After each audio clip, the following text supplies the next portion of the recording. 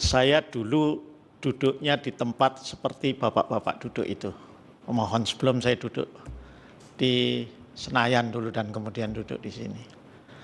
Maka yang saya lakukan pertama kali ketika menjadi kuasa hukum ya di Mahkamah Konstitusi, ada dua hal yang selalu saya lakukan dan ini mungkin barangkali bermanfaat juga untuk Bapak Ibu sekalian, para pemohon prinsipal maupun kuasa. Yang pertama apa? Yang pertama memang harus membaca peraturan Mahkamah Konstitusi tentang tata cara beracara dalam perkara pengujian undang-undang. Kalau yang mau kita ajukan itu memang pengujian undang-undang, ya, baik material maupun formil. Kalau yang mau kita ajukan, kita lagi jadi kuasa dalam sengketa pileg atau sengketa pilkada, ya, maka kita harus baca tata cara beracara dalam perkara hasil pemilihan umum PHPU. Ya. Itulah bedanya Mahkamah Konstitusi dengan lembaga peradilan perdata. Ya. Bahkan dengan PT UN. Di PT UN saja kan ada standar bagaimana sebuah gugatan tata usaha negara itu harus dibuat.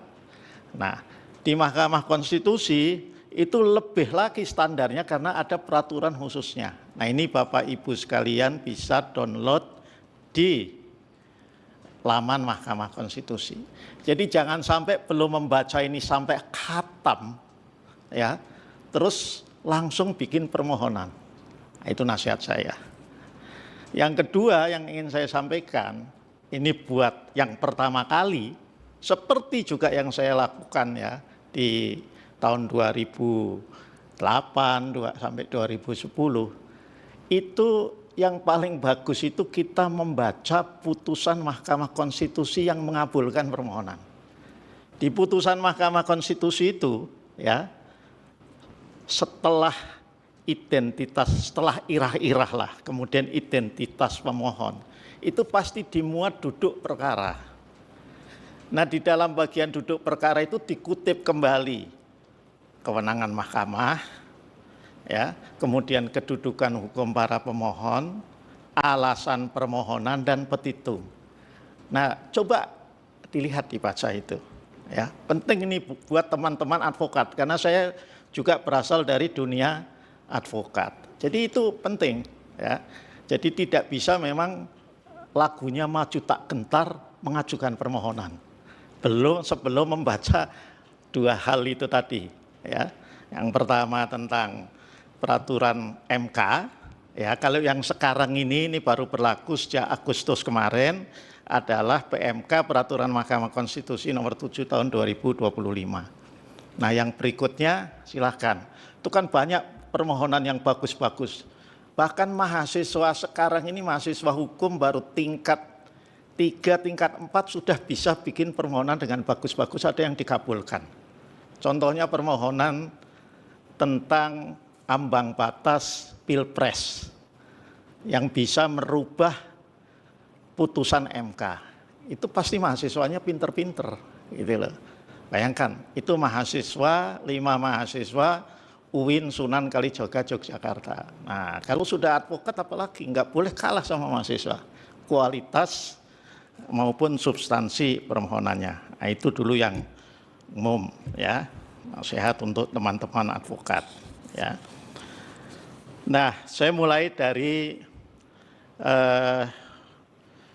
perkara nomor 174 Pak Komardin, ya. Itu.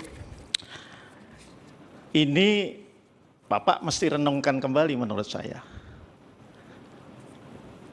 Persoalannya apakah ada di norma undang-undangnya yang Bapak mohonkan pengujian, pasal 17 huruf G dan huruf H angka 5, serta pasal 18 ayat 2 huruf A. Atau persoalannya ada pada implementasi. Ya, tuh. Kalau persoalannya itu ada pada normanya, ya silakan diargumentasikan dengan baik. Ya, ini kan masih di sekitar, mohon maaf, ijazahnya Pak Jokowi, ijazahnya Pak Wapres Gibran, dan lain sebagainya. Kayak ya. Terlepas apakah argumentasi Bapak itu benar dan relevan, bahwa itu telah menyebabkan katakanlah kesulitan ekonomi, kesulitan perusahaan dan lain sebagainya, itu nanti kita lihat. Tapi Bapak harus coba renungkan ya. Kalau itu misalnya persoalannya pada implementasi, kan persoalan implementasi juga ada jalan keluarnya. Ketika tidak diberikan, maka bisa dibawa sebagai sengketa informasi keterbukaan publik ke Komisi Informasi. Kan ada juga, bisa diperintahkan. Ya. Jadi tanpa harus mengubah normanya. Coba dipikirkan kembali. Yang berikutnya ini Pak Komarudin. Nah, tadi makanya saya tekankan di sini ya. Ini saya lihat mulai dari kewenangan mahkamah ya. Makanya kenapa kok perlu melihat contoh putusan terutama yang dikabulkan ya. Karena memang kalau kita baca di sini itu nanti cara merumuskan bagian kewenangan mahkamah itu tidak sependek seperti yang ada di dalam permohonan Bapak. Ya. Tuh. Di sana Bapak perlu untuk mencantumkan yang pertama apa? Dasar hukum kewenangan mahkamah. Di mana itu diatur? Pasal 24C ayat 1 UUD NRI tahun 1945. Turun dari Undang-Undang Dasar, Bapak sebut juga kewenangan mahkamah itu yang ada di Undang-Undang Kekuasaan Kehakiman. Turun lagi ya, itu ada di Undang-Undang MK, khususnya pasal 10 ayat 1 huruf A Undang-Undang MK.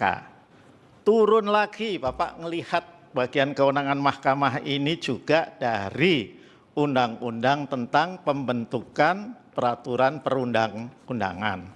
Undang-Undang nomor 12 tahun 2011 bagaimana sudah diubah dengan Undang-Undang kalau nggak salah nomor 13 tahun 2022. Nah kemudian Bapak sebutkan juga soal kewenangan itu berdasarkan PMK nomor 7 tahun 2025. Ya, ini juga untuk yang lain ya, jadi nanti saya tidak mengulang. Coba dibaca dengan baik pasal 2 ayat 4, kemudian pasal 10 ya di PMK 7 2025 ini ya. Nah itu untuk saya anggap juga ini untuk yang lain ya, yang terkait dengan kewenangan mahkamah agar disesuaikan.